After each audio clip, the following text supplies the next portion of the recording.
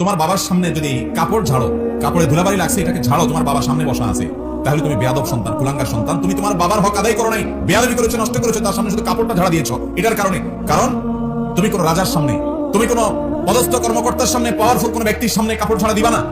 তোমার বিবেকে বাঁধবে দুনিয়ার যত বড় নেতা, যত বড় ব্যক্তি হোক, যত বড় আলেম হোক, যত বড় হুজুর হোক, যত বড় শেখ হোক, যত বড় আল্লাহর নেককার বান্দা হোক, যত বড় ইমাম খতিব হোক, হারামের ইমাম হোক, তোমার কাছে তোমার মা বাবার চাইতে বেশি শ্রদ্ধা পাওয়ার উপযুক্ত আল্লাহর জমিনে আর কেউ নেই। আবু হুরায়রা রাদিয়াল্লাহু তাআলা আনহু, তিনি এক ব্যক্তিকে দেখতে পাচ্ছেন যে সেই লোকটা আরেকজনের সাথে হেঁটে আসছে। তিনি থামায় বললেন যে তোমাদের একজনের সাথে আরেকজনের কি সম্পর্ক, অর্থাৎ তোমরা কি কেউ কারো কিছু হও কিনা। তার সন্দেহ হলো। তখন ছেলে বলল যে উনি আমার বাবা। তখন আবু হুরায়রা বললেন, তোমার বাবা? তুমি শুনে রাখো, যদি এই লোকটা তোমার বাবা হয়ে থাকে তাহলে কখনো তার নাম ধরে ডাকবে না, আর তার আওয়াজের উপরে কোনো দিন তোমার আওয়াজ হবে না।